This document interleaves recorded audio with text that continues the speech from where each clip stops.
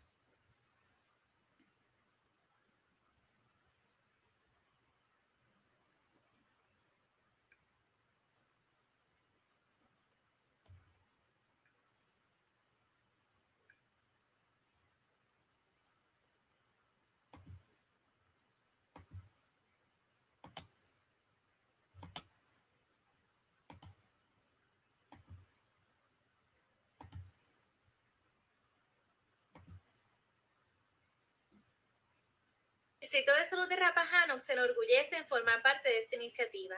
La salud y el bienestar de nuestras comunidades es nuestra mayor prioridad. Recuerda, utiliza una mascarilla que cubra tu nariz y tu boca, practica el distanciamiento social y lava tus manos frecuentemente.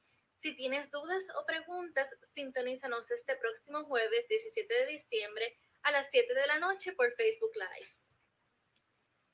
Hello, everybody. I'm Gary Holland. Thank you for joining tonight's town hall on COVID-19, brought to you by the Stafford Health Initiative. If you didn't know, coronavirus is absolutely exploding in Stafford County, and a large percentage of the new cases are within the Black and brown community. Our goal is to make sure that we're providing the education that we all need to make sure that we can protect ourselves from this deadly virus. Make sure you ask questions tonight, bring your family around. Let's not make decisions based on what we see in social media, but let's make decisions based on what the doctors and the scientists have to tell us. Let's be safe, let's protect our families, and let's beat this virus together in Stafford County and beyond. Thanks a lot for joining us, and we're looking forward to a great town hall.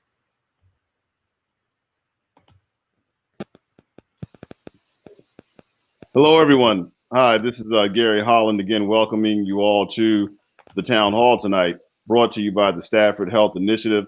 The Stafford Health Initiative is a group of concerned individuals from various parts of our community, from the faith community, from the local business community, the local nonprofit community-focused environment within our county, as well as grassroots organizations, our local county government, as well as the local Rappahannock Department of Health. Our goal is to make sure that we're educating our community at this time, especially regarding coronavirus, regarding testing, vaccines, and answering any questions that you all may have. So we look forward to a great time tonight. Ask any questions that you have. We have the experts here so that you can hear the information that you need to hear from the professionals. So at this time, I'd like to hand it over to our moderator tonight, Carl Armstrong from the Heart for the Community. Carl, it's over to you now. Thank you. Thank you so much, Gary. We are so happy that we're here tonight with you. We have a tremendous panel of people assembled from all over our community, from the Rappahannock Area Health District. We have local politicians. We also have a member of the local ministry here to represent all the ministers in the area. We're so thankful that you're here with us this evening, and I want to take a moment to introduce our panel. First, we have Bishop Lacey. He represents our faith community. He is a pastor of United Fellowship Christian Ministry in Stafford, Virginia. We have Jennifer Shiflett. She is the Rappahannock Area Health District nursing manager. We have Allison Baums-John. She is the RAHD's public information officer. We have Supervisor Tinesha Allen, who is a member of the Stafford Board of Supervisors. We thank God for her. We have Delegate Joshua Cole here, part of the Virginia Assembly. And we have Luznette Ramirez, the RAHD's outreach coordinator. So we want to thank you all for being with us. We're going to ask our panel just to take a moment to introduce themselves to you. We'll start with Miss Allison, and then we'll go to Luznette, and we'll go from there. Miss Allison, please tell the audience a little about yourself. Sure. Good evening, everybody, and thank you so much for having us here tonight. We really love opportunities to be able to talk directly to the community. As Carl said, I'm with the Rappahannock Area Health District. I coordinate much of our communications. So if there are any questions that we can answer tonight, we are really happy to do so. Thank you so much, Allison. Ms. Luznette, please tell the audience something about yourself. Hi, good evening. Thank you for joining us tonight. I am the COVID-19 Outreach Coordinator, specifically for the Hispanic Latino community. So if anyone has any questions that would like to ask in Spanish, please feel free to ask them, and I will be happy to answer them to you. Thank you so much. Ms. Jenn, please tell the audience something about yourself. Hi, thank you so much for inviting me. My name is Jennifer Shiflett, and I work with RAHD. I am the nurse manager there, but I'm also the COVID-19 Chief Operating Officer. And what that entails is basically I coordinate with our community partners in charge of things like case investigation, contact tracing, outbreak response, and mass vaccination. Thank you so much. Supervisor Allen, good evening. Please tell the audience something about yourself. Good evening, everyone. My name is Tinesha Allen, and I'm one of the county supervisors for Stafford. I represent the Griffiths Widewater District, and this town hall has been something, a cause that's near and dear to my heart that I've been pushing for, and I'm so thankful for the opportunity for all the parties involved to be here tonight to provide the information. Because, as I said, this is an area that we sorely needed the information to be provided, and now that's out there, I'm hoping that it can help stem some of the tide in terms of the rising numbers that we've been seeing. Thank you so much. Delegate Cole, please tell the audience something about yourself. Well, good evening, everyone. I'm so excited to join with you all tonight as we talk about this COVID-19 situation and how moving forward. I hope I can bring some expertise from the General Assembly to let you know what we're trying to do to alleviate the economic oppression that has been caused by COVID-19 and what we can look to expect from the General Assembly moving forward as far as assistance. Thank you. And last but certainly not least, Bishop Lacey, please introduce yourself to our audience. Good evening, everyone. Welcome to this town hall tonight. I am a resident of Stafford County. I'm also the senior pastor of United Faith Christian Ministry, where I've served and have been serving here in the county for 18 years. Glad to have all of you and looking forward to being a part tonight. Wonderful. I want to remind our audience that at any time during this presentation, if you have a question or concern, please put it in the comments. And if we're able to get to it, we most definitely will. We can also handle questions in Spanish. So if you are a first language Spanish speaker or just feel more comfortable asking your questions in Spanish, we could answer that. And I wish that I could say that in Spanish. Luznette, could you please tell our audience that in Spanish, please? Claro que sí. Muy buenas noches a todos. Gracias por unirse a nuestra asamblea comunitaria de Stafford. Si alguno de nuestros oyentes en la noche de hoy tiene alguna duda o pregunta en español que le guste que sea respuesta, por favor, siéntase libre de hacerla y con mucho gusto se la contestaré. Thank you so much. For our first question, I want to ask this to Allison. Allison, a lot of people are asking me in particular, why are the numbers rising so rapidly in Stafford, particularly with the Black and Latino populations? Sure. So there's really a lot to unpack in that question. First, we've just been seeing increasing numbers of COVID-19 across the country. Here in Virginia, we really started to see an increase kind of towards the beginning of November, and that's when Stafford's cases kind of started to go up. There's a couple factors that we think came into play there, but one is just that it got colder and it also was getting dark really early.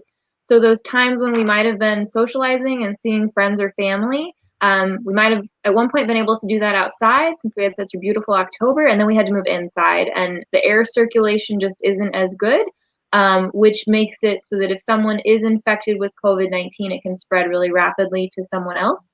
And then after we saw the Thanksgiving holiday, again, we saw a lot of gatherings where folks are getting together, perhaps not following precautions like wearing masks and social distancing that could otherwise protect them from the virus. And we really started to see a big increase after that. All right. Thank you. So with the rise of the positive numbers here, are we also seeing a rise in the testing? And I'll ask that to Ms. Jenn. Are we seeing a rise in Stafford with testing? Yes, testing is widely available in our community. We have testing events at Rappahannock Area Health District that are free to the community several times a week. You can find that information on our Facebook page or on our website. Testing is also available, of course, at urgent cares, at doctor's offices. There is a wide range of testing availability to the community, and those appointments can be made just by contacting whichever is your preference. Thank you. Now, Delegate Cole, you said something about bringing information from the General Assembly dealing with poverty in our area. Can you talk to us about how that is affecting the rise in numbers here in Stafford?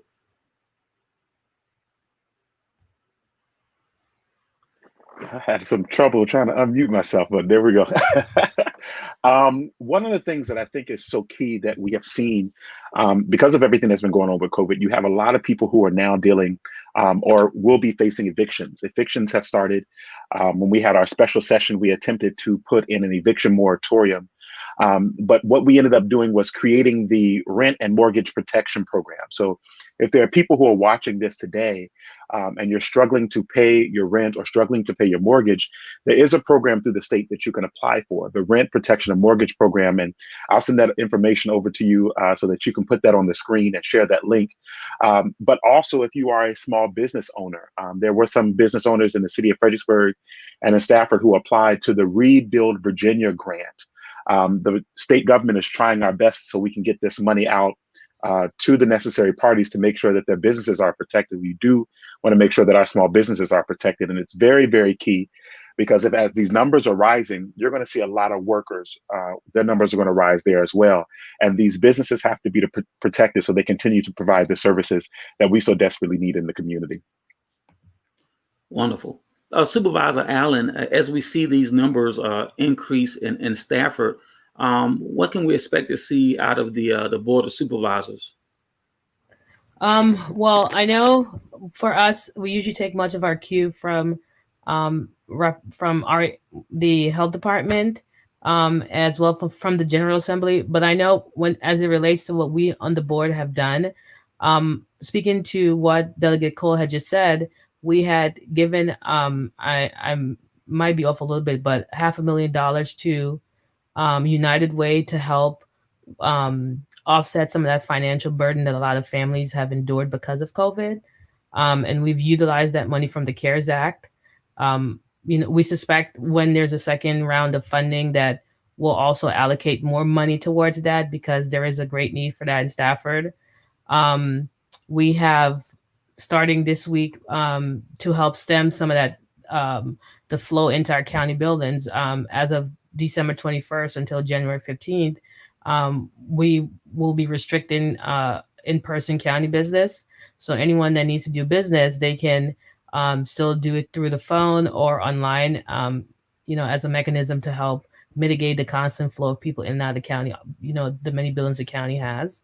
But those are just, I guess, smaller things that we can do in our level, limiting access to how many people can come in the building at once, or using some of the funding that we've gotten to help pour back into the community. But, and besides this town hall, we're trying to figure out where that space is as a community government, because, the way our state is constructed, we have a kind of a different abilities compared to what Delegate Cole is able to do. Right.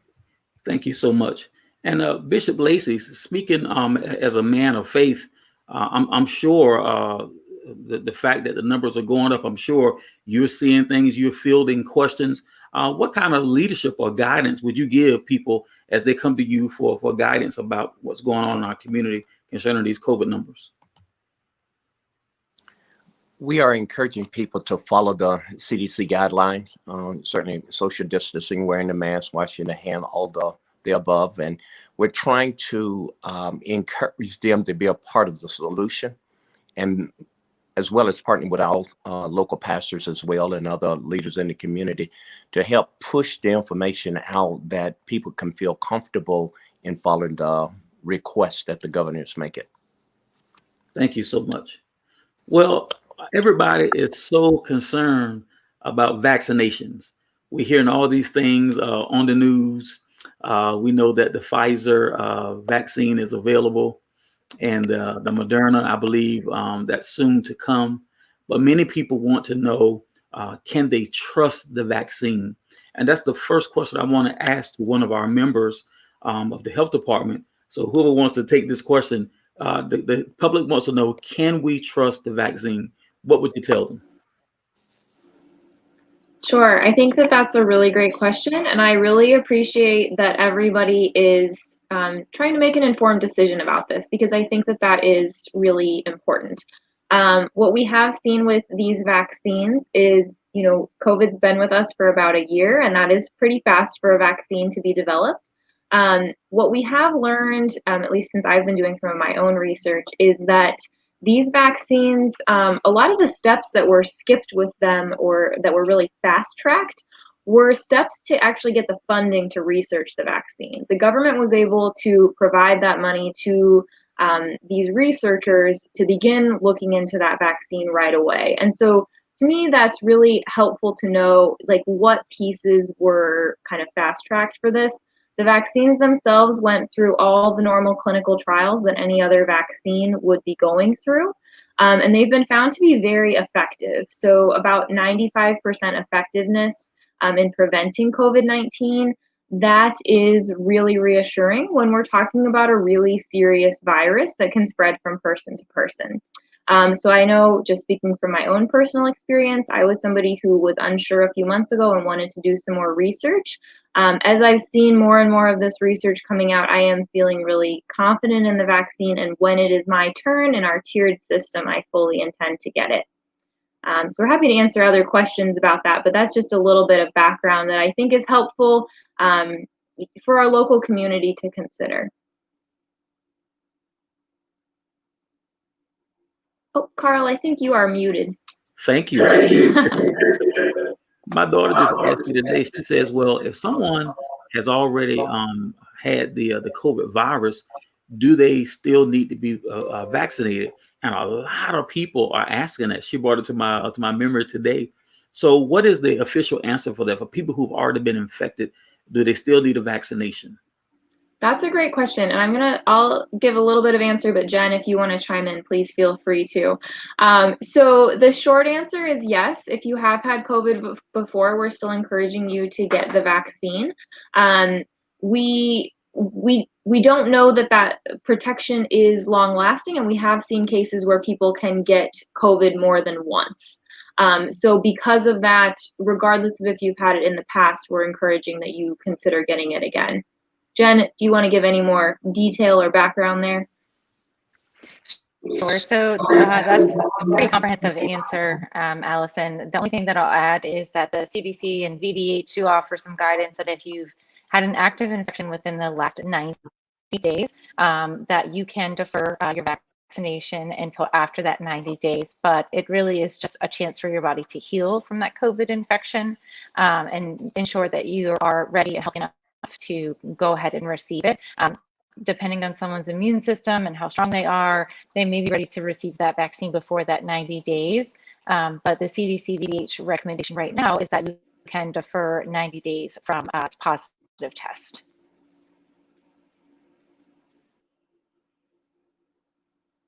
Carl, I think you're muted again. It happens to the best of us. Yes. Another question from the audience. How can we encourage people to be more careful with social gatherings, which causes the spread, especially during the holidays? How can we encourage them? Yeah, so I think a lot of this is, having those conversations and considering how you can still have quality social interactions with people that are going to be in a safer way. So in a lot of cases, virtual options where they're possible are really, really great. Those are going to be the safest options, along with spending time with people who already live in your household. So that's kind of your most immediate bubble. Other good options are, outside is always going to be safer than inside because there's greater air circulation. And then taking practices like wearing masks and social distancing, even when you're socializing with people you know really well, can be another great way to make those interactions safer. So something we've kind of been observing at the health department is that people have gotten really good, for the most part, about wearing masks in public spaces, like when you go to the grocery store. But then if you're going to go over to, say, your sister's house, it's somebody that you know really well, you're very comfortable there, and you're inclined to take off your mask and go and give them a hug. Those are the sorts of things we're really discouraging at this time. We still want you to be able to have that interaction with your sister, especially during the holidays when it's this really important time to spend with our families. But wearing a mask, keeping a distance, and trying to move outside, all of those are going to reduce your risk of either giving the virus unknowingly to someone else, if, say, you don't know that you have it, or contracting it yourself from someone who may not know that they have it. Thank you. Bishop Lacey, you are a leader of people. What are you finding an effective way to communicate to people as we approach Christmas to kind of limit their gathering so that we don't spread this? Well, one is being an example. The other is trying to do more personal one-on-one communication with others. And we publish to our membership and our friends updated information as often as we can to encourage. During the holiday season, we don't want the numbers to go up. So it's more, I guess, through the communication of just being hospitable and one-on-one. I hope that helps some. I think it will. Here is another question from the audience. What can the health department, faith community, or government do to help our young people deal with the emotional challenges they're facing due to COVID? Free therapy, anything like this? So I'm going to start with Supervisor Allen. The question here is from our health department, faith community, or government, trying to help young people dealing with the emotional challenges. Is this Stafford County sponsoring any type of counseling for young people that you know of? No, we are not actively doing that. But what we have done is, I want to say 2 board meetings ago, so either beginning of December or the end of November, as a board, we had directed our staff to, with all the mailers that go out from counties, to have the information for suicide hotlines, therapy hotlines, anything that can provide a emotional support, because we have seen an uptick in suicide the past couple of months.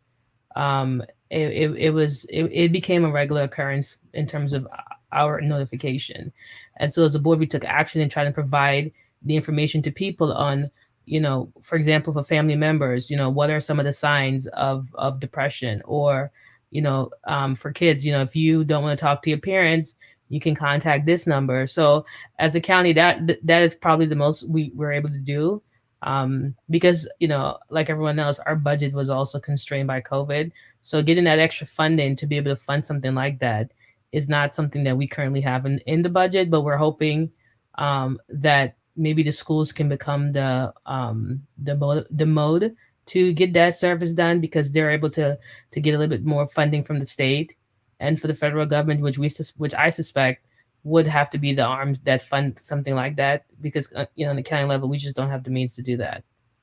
Got it. How about from the health department? Is there any help there with young people seeking counseling? So not directly through the health department, unfortunately, though we do absolutely recognize that this is a concern. For a lot of people, this has been a really lonely time. So I will echo what Supervisor Allen said. There's some really great resources out there in terms of hotlines that can get you connected. We may be able to add some of those to the chat. Also, if you are interested in following our Facebook page, we post a lot of self-care information on Sundays, and we can probably try to include some of those resources that we're aware of. The other thing I would encourage is, as I said before, finding those ways to stay socially connected right now is really important. Just because we are all a little bit more physically separated doesn't mean we need to be quite as socially separated. So finding those opportunities to safely socialize or set up virtual options, all those can make a really big difference in terms of those connections.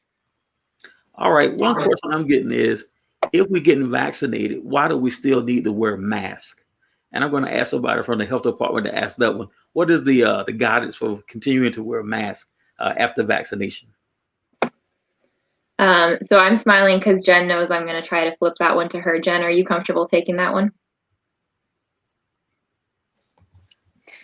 So both vaccines, the Pfizer vaccine and the Moderna vaccine, they're 2-dose series. And so that first vaccine doesn't cover you at 100% of not being able to contract and thus transmit COVID.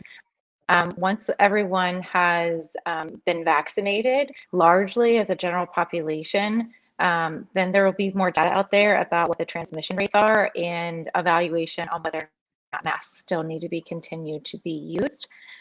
So this is a novel virus, meaning it's new, and we're learning as we go, largely. So the vaccines will provide protection, but we're still learning what that means for transmission rates.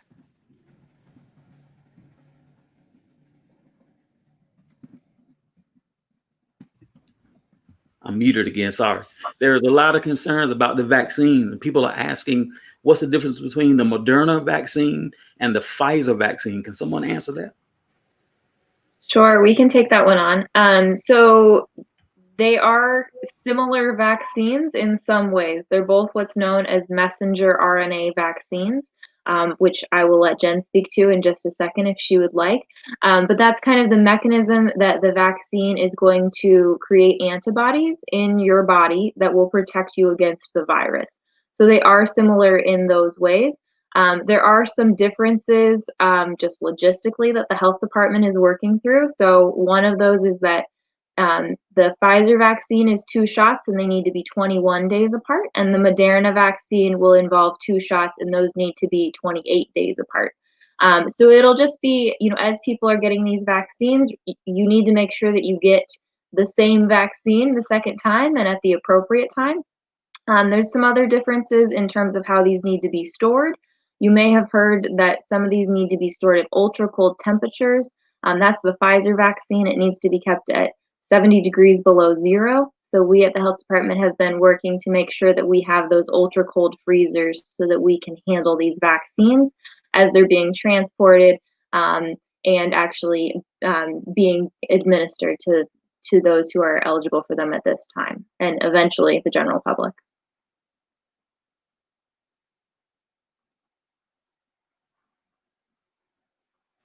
Jen, was there something to add to that?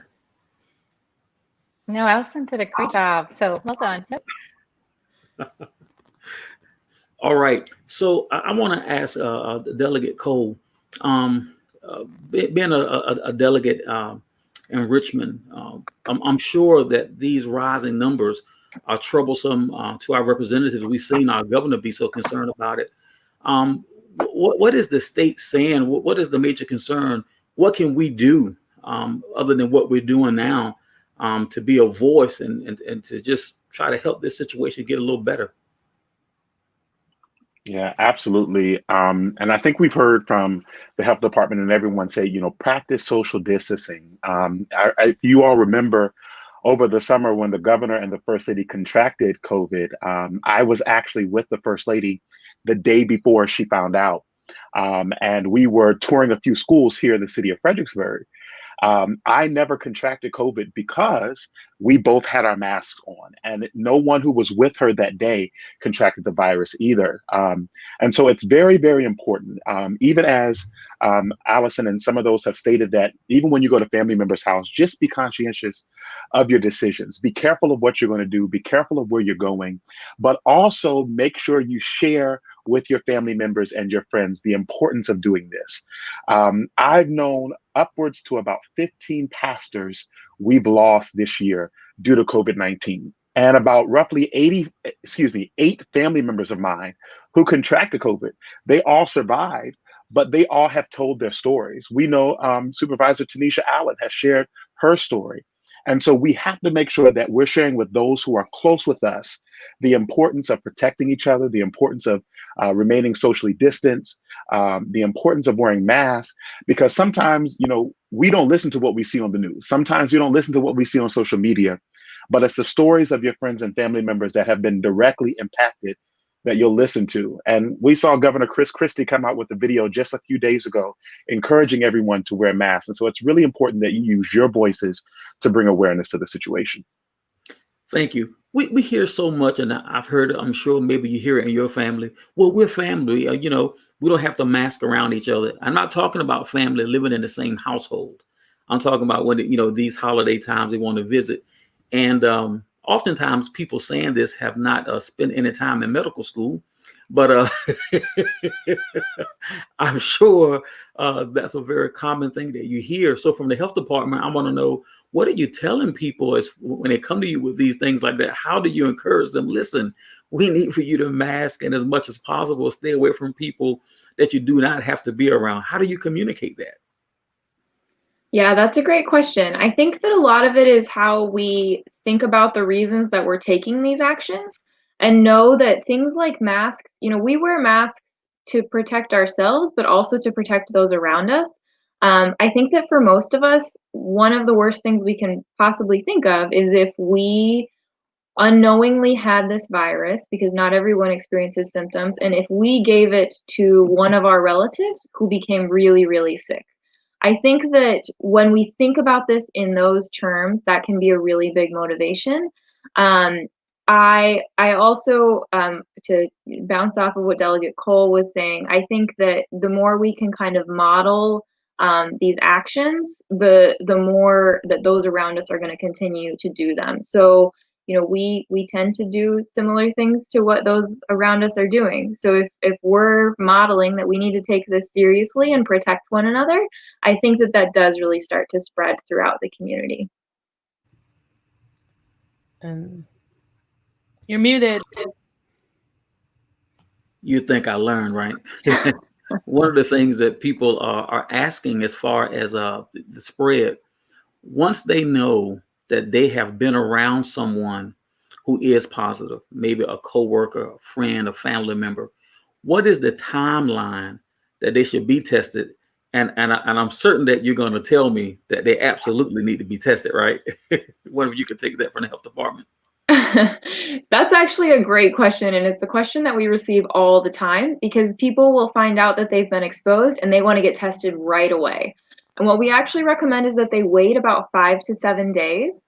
And the easiest way in my mind to think about this is that you almost want to give the virus enough time so that it can actually be detected in your body. So you're probably going to have your test done by a nasal swab. They'll go really deep in your nose. It's not painful, but it is very uncomfortable.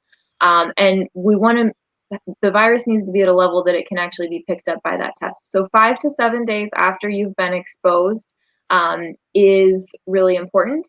If you know you've been exposed, even more important than getting tested is to stay home and quarantine.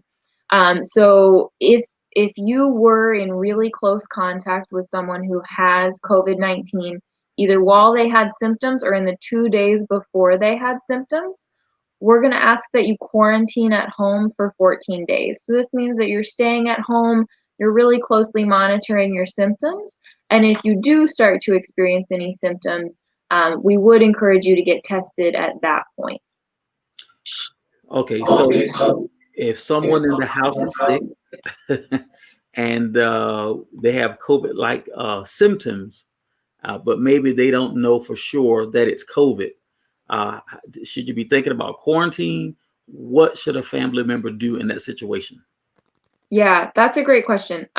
So if you are experiencing any symptoms at all, even if it just seems like it's a cold or allergies or something like that, one of the first things that we're going to ask that you do is stay home. So call in sick to school or work, and keep an eye on it. That is also a point where you may want to seek testing.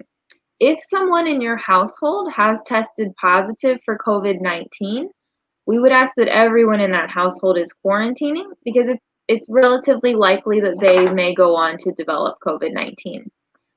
It can be really helpful if the person who is positive is able to isolate themselves at home. So if they have their own bedroom and bathroom, that can be helpful to protect other family members from going on to develop this virus. We can go into all kinds of detail on this if folks would like, but that's kind of the general overview. All right, there's another question from the audience, and that question is, if I am allergic to the flu vaccine, will I have a similar reaction to the COVID-19 vaccine? Jen, want to take that one? So I want to be really careful kind of around this subject, because people's allergies are very particular to them, and that's a conversation that we really should be having with our healthcare provider as to what reaction did you have to that flu vaccine, and the level of allergy kind of response that you had to that vaccine, and whether or not it would be safe for you to take the COVID-19 vaccine. Everything that we're presented with by the CDC and VDH says that most likely it would be safe for you to take that, but it really depends on what level of reaction that you had to the flu vaccine. Thank you for that. Bishop Lacey, I want to direct this question at you, and I'm sure you being such a respected clergymen in our area, I would imagine that many pastors are asking you, you know, man, when do you make the decision of, when do you allow people in, and at what point, as far as your COVID protocols? It seems like you've been successful over there where you are. How are you advising these pastors? We encourage them to stay abreast of what's going on and look at their particular congregation. All of us are aware that every congregation is not the same size. We have some congregation as small as 5 or 6 individuals, and then you have others up in the 1,000. So we just can't have one size fit all. The next thing we encourage them to do is look at the age group. There are some who the congregation a little bit older, and then some a little bit younger. And we're at UFCM, we follow the guidelines of the state, and we have already made up our mind back the first part of the year not to even challenge or try coming back as we were until sometime in the summer, seeing how things go. And that has proven to be the best effort for us. And we have found that our fellow clergy have pretty much followed the same suit. Many have came back and started, but then as the numbers go up, then they reduce back to a smaller number. For the most part, the clergy that I know, they're still doing their service over social media by Zoom. And this have gotten to a place where I believe that we're comfortable with it. It was a challenge at the very beginning. So we encourage safety rather than to have a greater challenge on our hands later on. And my friends and those in the faith community have been cooperative in that way and sharing that with the congregation. Wonderful. Well, while I got you, I want to ask you this also, as far as the vaccine is concerned. Once again, I imagine that many people probably come to you and asking you, what do you think? Do you trust it? How are you guiding them with that question? Being cautious, asking them to educate themselves in regards to that. It is a difficult challenge, especially after research and things have happened to the people of color down through history. So it's a careful walk.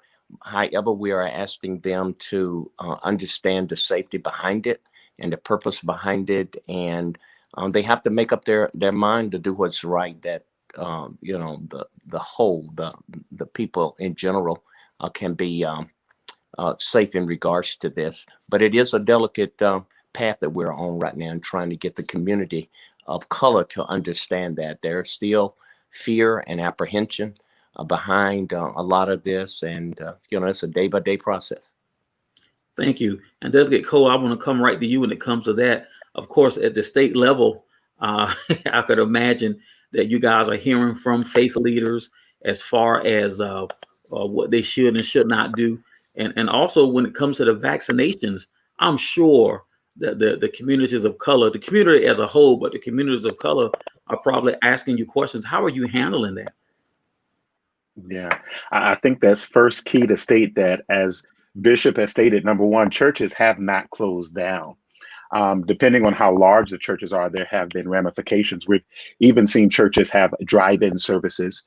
Our local church has still had services and even done live streaming. And so we still want the people of God to worship. We still want the people of God to pray. And the Bible instructs us to, in all things, pray without ceasing. So that doesn't mean you have to be in a physical location to worship and pray. You can transform your living room into a sanctuary and have praise and worship right there. But we are encouraging our churches to be smart. And we also want people to be very, very smart as it relates to their decisions for vaccination. And I think it's very, very key that we as the government protect the people, but also make sure that the people still have the freedoms to do what they want to do while protecting the community around them. All right, we thank you. Health Department, here is another question from the audience. Are there particulars we should consider regarding which vaccine we should take, or would you say that both are the same?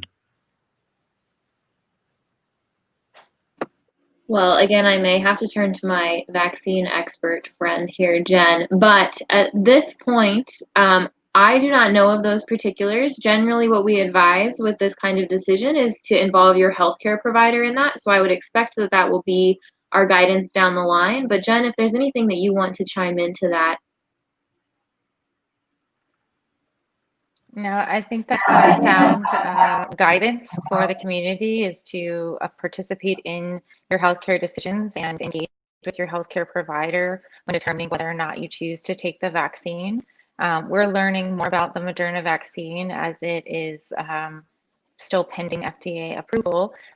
There aren't any major differences in the vaccines. I think if you do choose to get a vaccine, it's important for you to know which vaccine that you have received so that you can receive a second dose within the guidelines, whether that's 21 or 28 days of the same vaccine to provide yourself with the most coverage and effectiveness. All right, thank you. When it comes to masking, are there particular types of masks that the health department is recommending?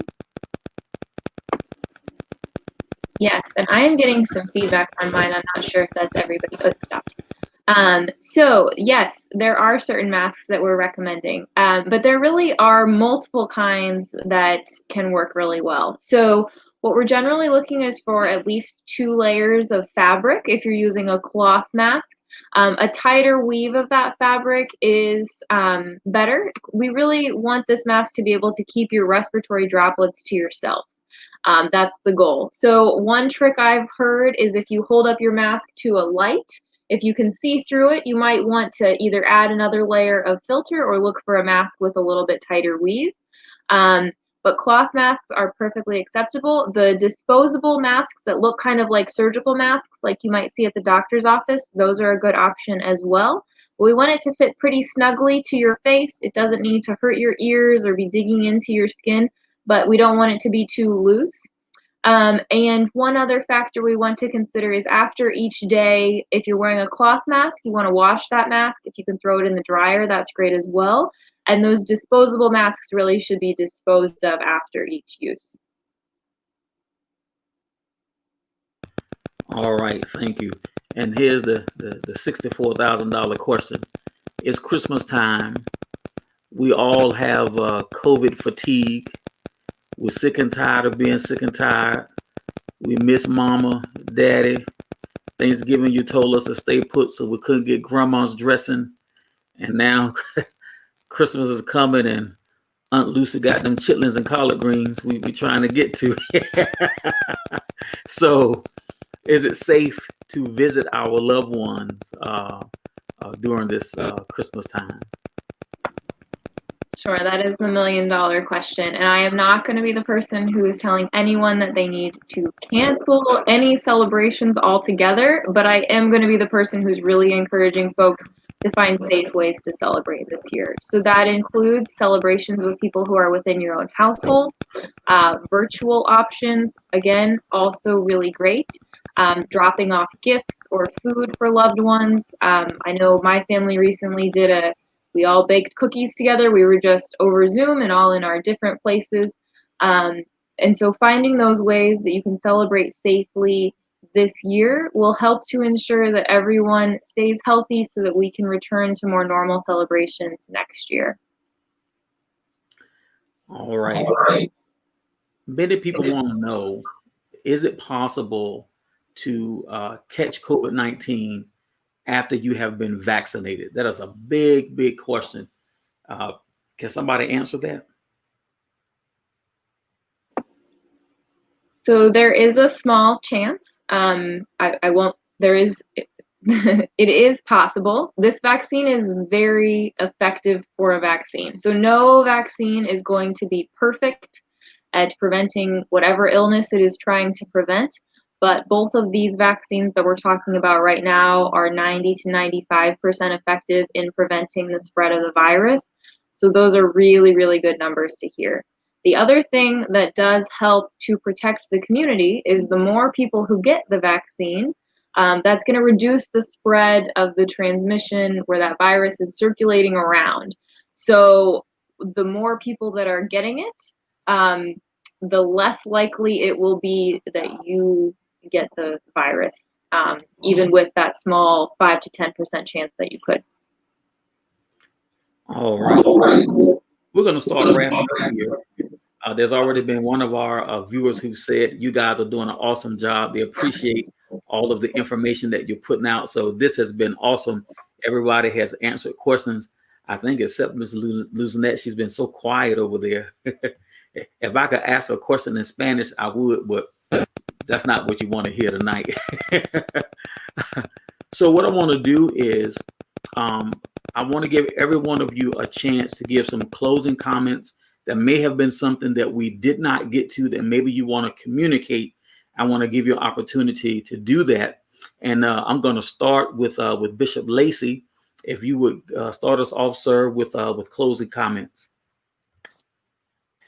Well, I'm grateful to be a part of this tonight, and it is important that we all stay safe. I appreciate all the information that has gone forward. In this holiday season, by all means, be safe. One thing that I have begun to witness since the first of the year is the creativity that people have within themselves. And being isolated and shut off have caused a lot of people to get creative in the way to express themselves, show love, to give things, to check on others. So I think if we can do that and join together, we can make it out of this, and everybody can really have a good time at the end of all of this. It's not over with, and let us not be presumptuous that we cannot take it or catch it. And then lastly, it has just been weighing on my mind if I could encourage the public to understand, as sanitized or clean, if you will, as the White House is, if the COVID can get in there, certainly it can get in our homes. So I encourage us to be safe and do those things that are asked of us so we can all be healthy. Thanks. Thank you. Ms. Luznette Ramirez, do you have any closing comments? Yes, I would like to do mine in Spanish. So, here is. Todos estamos cansados de la pandemia. Sin embargo, con la autorización de uso de emergencia de la vacuna contra el COVID-19, estamos viendo luz al final del camino. Así que exhortamos a que todos continúen con las recomendaciones, especialmente en las Navidades que se avecinan. La forma más segura de celebrar es en el hogar con las personas que residen con usted. Por favor, continúen usando su mascarilla, practicando el distanciamiento social y lavando sus manos frecuentemente. Si aún no ha recibido la vacuna contra la influenza, por favor, considere hacerlo y manténgase seguro. Protéjase usted y a sus seres queridos. Feliz Navidad para todos y espero que la información que se haya brindado aquí sea de ayuda. Thank you so much. Ms. Allison, your closing comments, please. Sure. So one thing we didn't really talk about, we talked a little bit about the vaccine, but one thing that I think is really important to remember this week is we're in the middle of a really historic week that this vaccine was approved, and it really is a light at the end of the tunnel. I know it's been a long year for everyone. So I find that really reassuring as we head into 2021. But in the meantime, we do really urge everyone, continue to wear your mask, continue to practice social distancing, continue to wash your hands frequently. And if you are feeling sick, please stay home. Those are the really great tools that we have right now to slow the spread of this virus that we're seeing currently. Thank you so much. We appreciate that. Ms. Jenn, your closing comments, please. Sure. So thank you so much for inviting me. It's been a pleasure to speak with the panel in the community. I'm going to echo a little bit about what Allison just said, and we talked about all the mitigation strategies of wearing a mask and social distancing, but one of the most powerful mitigation strategies we have is clean hands. We use our hands to touch and do everything, and we spread germs with our hands. And so frequent hand washing, soap and water, hand sanitizer, whatever you have available to you is a really powerful tool in reducing the spread and transmission of COVID-19. So if you choose to see your family over this holiday season, make sure everyone is washing their hands very frequently, wearing their mask and distancing as much as possible. Thank you so much. Delegate Cole, do you have some closing comments for us? Thank you all again tonight. Heart for the Community, enough. Everyone who's joined us, I really appreciate being here. And I even learned some things tonight. I just really want to stress the fact of community. As we're continuing to go on, as these vaccinations are becoming widespread, it's key that we wear a mask, because when we wear a mask, it's not protecting you, it's protecting those who are around you. And so if you can't not go to a family event this week, next week for Christmas, at least wear that mask. It stores everything here so that you protect those that are around you. And consider community. Consider that you're caring for other people when you wear when you wear your mask. And let's continue to encourage each other. Let's continue to be positive, and let's continue to lift up each other. Are almost out of this. We just need to hold on a little bit longer. Thank you so much, and God bless. All right.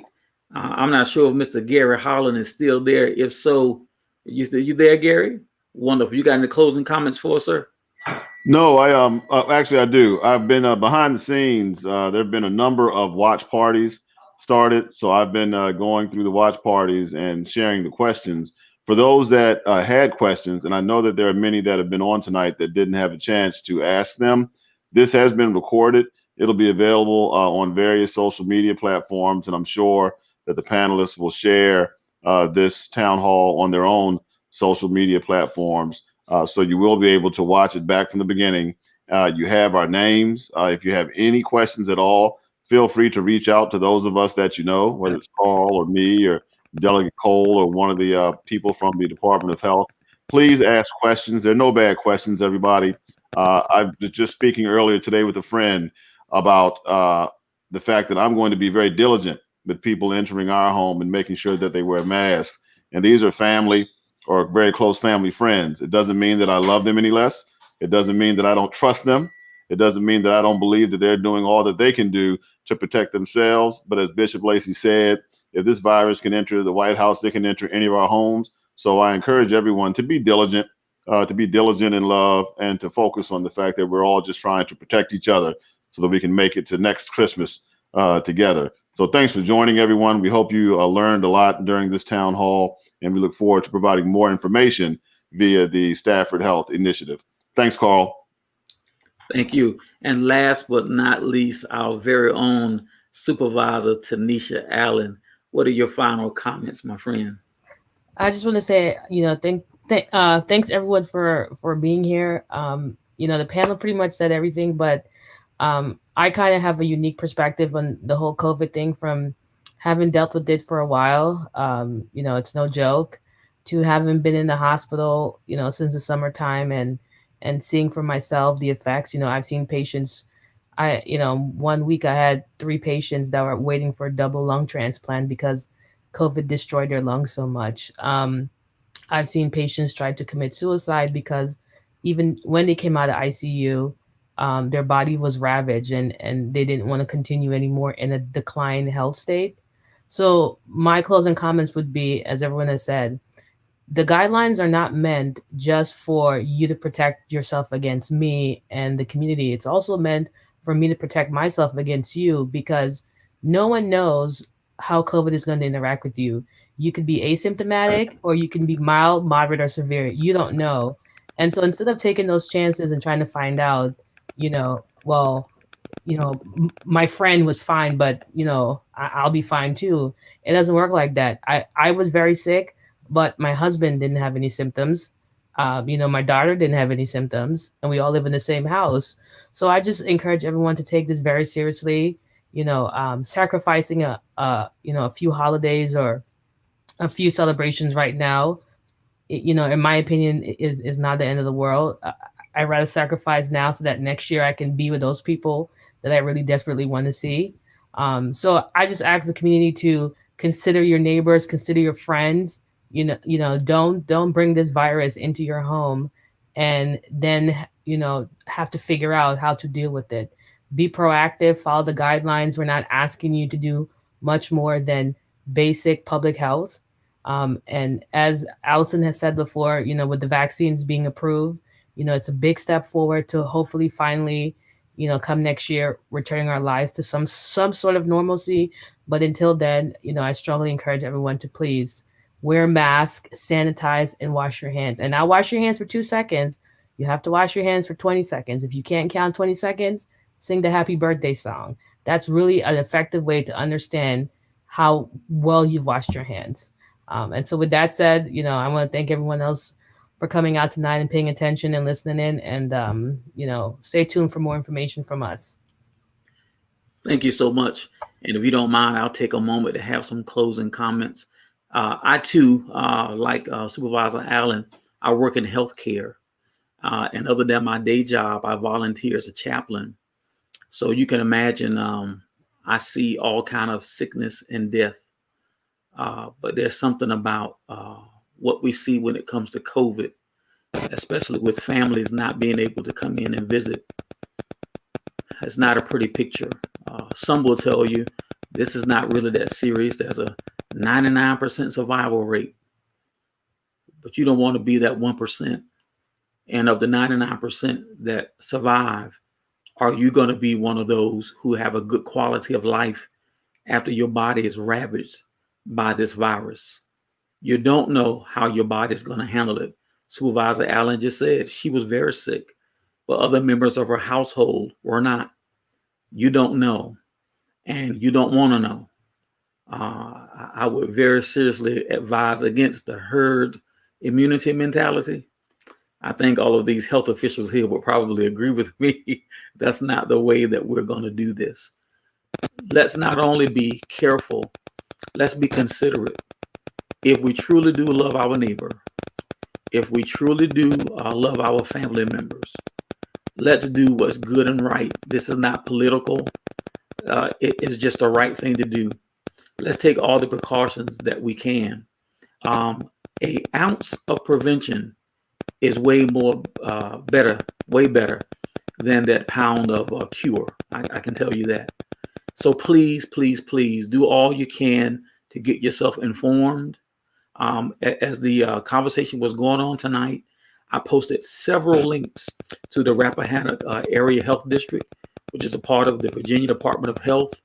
Please get your information from your health professionals, your family doctors, the health professionals that you know, the CDC website, the Virginia Department of Health website.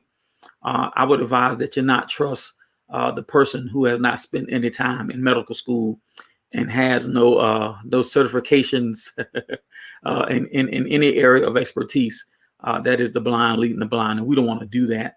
We want to be educated. We absolutely want to stop the spread, and that's why we're here. All of these people today on this panel could have done many other things, but they spent this time with you because we're trying to make sure we get you as much information as you can. And for those of you who continue to have questions, at 9 a.m. this Saturday, 9 a.m., I will be interviewing Dr. Allison Atcher. She is the health director for the Prince William County Health District, the Prince William Health District. That will be 9 a.m. this Saturday morning. I think that's going to be, I think that's the 19th. And you can catch it on Carl's Conversations.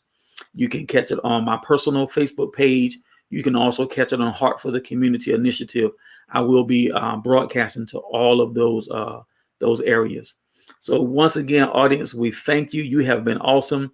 We are very hopeful that the information that we've provided today has been helpful to you. So to our elected officials, we say thank you. To Bishop Lacey, we say thank you, sir. To Gary Holland, Gary's done so much stuff behind the scenes, you just wouldn't. He could run for mayor and probably win if we had a mayor. And for these three ladies from the Rappahannock Area Health District, oh man, we just thank you for helping us put all this together behind the scenes and to be here to answer the questions that you have done. We really are grateful for that. And I'm going to ask the audience if you would just fill our comments with what you think about this town hall. It was brought to you for the sole purpose of getting you some information, some real information. So whatever decisions you decide to make concerning your vaccination and other things, you can make that decision with real information. And we're really hoping and praying that you use this real information. So right now we're going to sign off for this entire panel. I'm saying thank you so much for being with us tonight. And until next time, stay safe, Stay safe. Make sure you get your information from reliable sources and do the right thing. Until then, until next time, good evening to you. Bye-bye.